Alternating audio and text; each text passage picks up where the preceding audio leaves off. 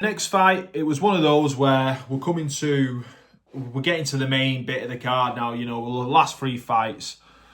Jack Rafferty versus Rhys McMillan, the Demolition Man against the Raging Bull. Both lads 29, had a lot of experience in the game, had quite a few years in there, so I was excited to see what sort of they could offer. You know, was it going to be a great British title fight? And to be fair, it was. Jack Rafferty again, held centre straight from round 1, straight as soon as the bell landed. He was holding centre no matter what. Rhys McMillan obviously thinking that I have to get around the sides. If I'm going to land, I've got to do a lot of work with my head and a lot of work with my body. That just gasses you out. People aren't going to say, right, just get in there straight away with Jack Rafferty because, you know, he's won loads and loads of fights. He's the British champion. You're expecting something from him. But he just looked fluent and his jab was so stiff and it was just landing on Rhys straight away, like non-stop. And I did think, you know, with Rhys, it was sort of, he was feinting for no reason. There was no reason for him to feint. I know you're thinking, right, I'm trying to build position, trying to come up, trying to hit you again. But he weren't throwing anything. He was just feinting. And Rafferty was just hitting you. And there's only one way that round is going to be scored, and that's 1-0 Raf. Like, what are we doing? His corner has just obviously told him to hold centre. Just hold centre. Do not let that guy push you back. Just keep the pressure. Front foot there. Pivot off your back foot. Bang. Hold centre. That is all they've told him. He was that comfortable holding that centre guard, just throwing that stiff jab all the time. There was no need for him to even have a guard really up. McMillan didn't really offer anything in terms of a jab. Rafferty, he was showing a lot of composure. You know, he was calm. It's in front of all his local fans. It's in his area, you know, and every shot that he was throwing in round 2 was just landing. Honestly, it was like, come on, McMillan, show us something. So I've got him 2-0 up at this point. McMillan, you have to give it him. The movement, considering he's getting punched, the guy can move. He was moving left, right, centre, and then he's starting to get a little bit of success in the 3rd round. He was not enough to cause any severe damage, but enough to be able to move on to the next round and say, right, okay, I think we might have just pinch that one there. Towards the end, he seemed to time out a little bit and he looked a bit square, like when he come off and when he just stopped moving, he thought, right, I've got to throw a punch. His feet would literally land square, leaving him a straight punch coming at his face from Rafferty. Round 4, Rafferty now is starting to land his 1s and 2s. He's not missing an awful lot. But again, McMillan, he moves out a few of them out of the way and he's starting to evade quite a few punches, but he's just not sending anything back. I mean, the most notable thing that happened in round 4 was McMillan's gum shield flies out. So the fight sort of is preemptively stopped at that point. And then as soon as it put it in, he started to take advantage of Rafferty's guard. So he's starting to throw a few more straights, throw a few more hooks, throw a few more jabs. And he's landed and he's finally, and it's like he's come to life. The Raging Bull has come to life. He's finally starting to land a few. So round 5 comes straight away. Not dead to that. I mean, I actually give McMillan round 4 because of how he came back. Round 5, Rafferty thought, I'm not having this. You can do one. Bang. Straight away. Jab straight. He must have done it 4 times. And then McMillan comes to tie up. The jab from Rafferty at this point, once they got split, it was just doing its job, which was keeping McMillan too far away to ever think of ever landing anything, bar a jab maybe once or twice. But we're getting to round 6, so all of a sudden, we're 4-1 up for Raf, but then we're thinking, all right, let's see how McMillan comes out. Now, the corner obviously bollocking McMillan in the corner, like, come on, mate, you're moving around, you're doing your job, throw a bloody punch. McMillan's literally putting it on him. He's saying, right, that's it, me, you, there's a line, boom, I'm over your side, let's go. And McMillan was getting punched in the face still from Rafferty, but he was replying with a lot of good shots. You know, he started to guard his head a lot better. He was starting to sort of read the fight a little bit more. McMillan, he replies with a great few shots, but then Rafferty, in the last minute or so, he just starts to pile the pressure on, and you're starting to see why he is the British champion at this weight. You're starting to see why this guy, they're budgeting on him going to be in European level, and he is a shoo-in for a European belt. Round 7 comes, 5-1 to Rafferty at this point, and a lot. Rafferty's starting to hit him, McMillan, in the body a lot more. And when I say a lot more, I mean a lot. All of a sudden, we get into the corner. Well, sorry, McMillan's corner. The lads are hitting each other, hell for leather. Rafferty's hitting him loads. He's hitting McMillan so much. McMillan's not replying with anything. And all of a sudden, we see a white towel fly over. And that's that. Rafferty wins, retains the British title. Oh, but then I did notice with the coverage. So the people at the Co-op Arena decided to play Bloody Delilah by Tom Jones, which is Nathan Heaney's song, massive ticket seller. They play it by accident. And then I'm like, all the fans are singing to it. And I'm thinking, you're going to spoil Heaney's moment by playing that already. You know, pick another song that they did really quickly. So someone definitely got fired for that. But, you know, they soon changed it for Sex on Fire by Kings of Leon. Second to last fight. A few things to take from this. It was for a vacant WBA sort of intercontinental belt, which basically equals a world ranking. There's a few things you've got to take before I go into this fight. Heaney has an absolute phenomenal tash. The lip slug on that man is phenomenal.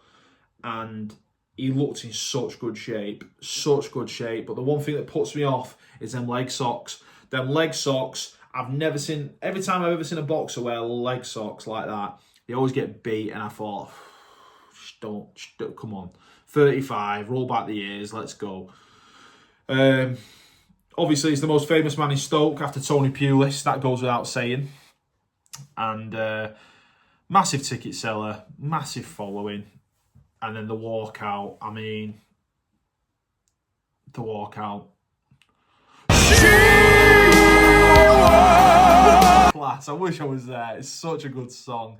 And you could tell he was loving it. You know, all of his fans are there and he's there. Da, da, da, da, da, da. Fantastic. Sofiane Kati was already in the ring at this point. French champion, 32 years of age. So he's obviously been boxing for a while. And I always think with these sorts of guys, you never know what's going to turn up. If you're a champion of your own country, that to me suggests boogeyman. To start the fight though, what the hell is going on with the glove? Why are they changing his glove? I didn't understand why either. And, you know, there shouldn't really be a massive talking point, but it sort of was at the same time. I thought, Heaney, you just come out to all that elaborate song, you know, they give you the walkout, let's go. And then all of a sudden, the corner, like, that he's there like this, like with his hand wrapped like that. And I'm thinking, that's distracting you because you're pulling your arm away. You know, you want to be game mode on. Round one starts and, you know, they're obviously gauging whereabouts you need to be.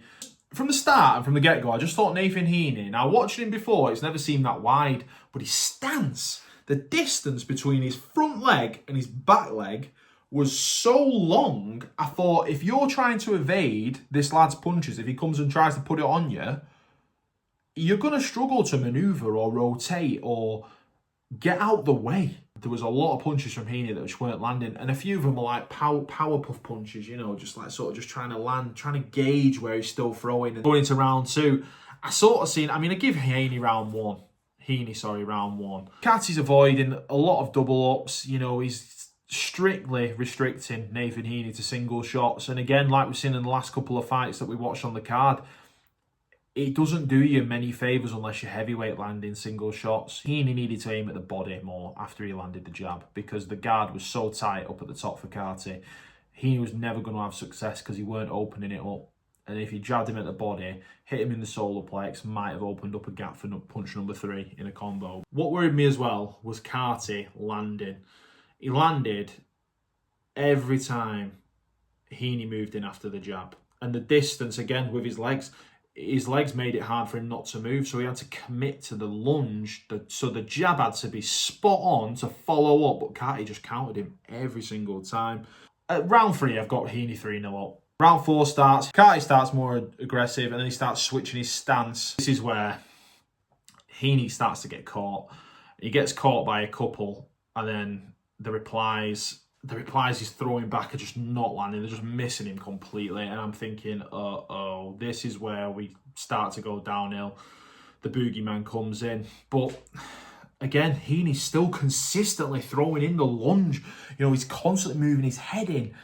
And he's not getting out quick enough. You had to give the round to Kati, I think. You had to give the round to Kati. So by round 5, we're on 3-1, Heaney. Carty comes out again, more confident, looks a hell of a lot more powerful, looks like he fancies himself in the fight, and I thought, fantastic, let's go. Heaney at this point looked a touch rattled. It looked like none of the stuff that I'm doing is actually managing to affect Carty or affect him in any way, and I'm gonna have to sort of like try and just box him out the fight. Main things in this round, Carty lands 2 massive hooks left. Literally, there was a flurry of punches. The first one hits Heaney dead square on the chin. Heaney sort of dazes a bit. You can still see him thereabouts. And a flurry miss him, like tap him on the chest and move over his shoulder. And then he lands this cracker of a left hook and he just goes doing. And it's like, whoa, where are his eyes going? All over the gaff. And I thought, shaboobie, what's going to happen here? To be fair to Nathan Heaney, he recovered fantastically from that. Like, that was a massive shot. The first shot was big, which set up the flurry, which then set up the finale. Now, the flurry didn't land, but the last shot, Jesus. Heaney's nose is gone.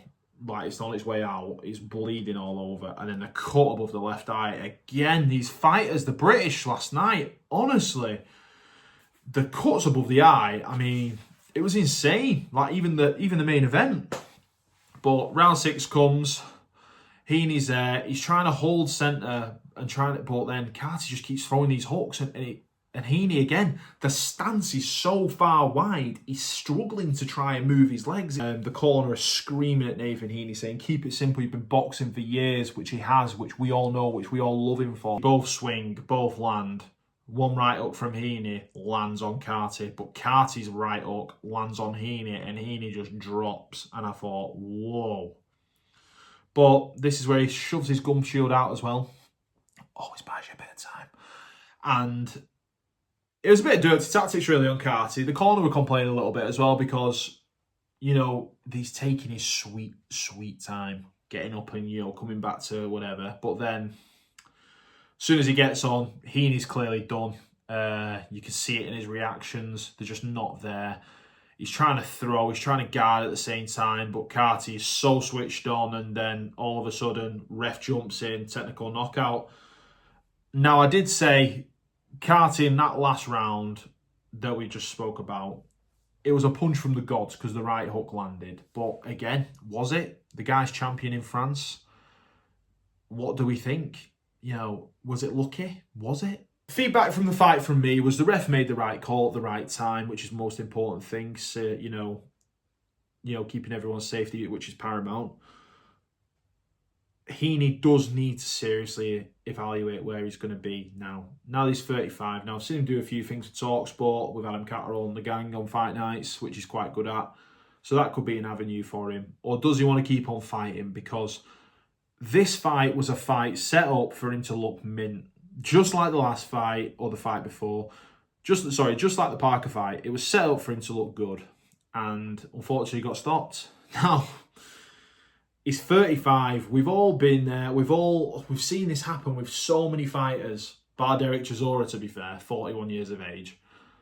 Do we expect Nathan Heaney to carry on? Or should he carry on? My personal opinion is, Nathan, I want you to have a homecoming at Stoke. I want them to book out the 365, put you in the football ground, listen to everyone sing your song, and you go out with a win. Now, I think there's still life in the old dog. So, Nathan Heaney, you heard it here first. I hope you see this. Get back out there. Get doing what you love to do, champ. Yeah, I can't give you any more advice. Let's give him, if we're going to give him anything, give him a great night in Stoke. Just make sure he goes back to Stoke. Robbie Williams comes out. Tom Jones comes and sings the bloody song for him.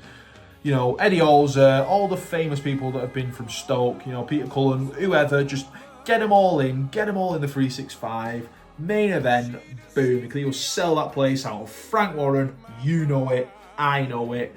The boxing public know it as well.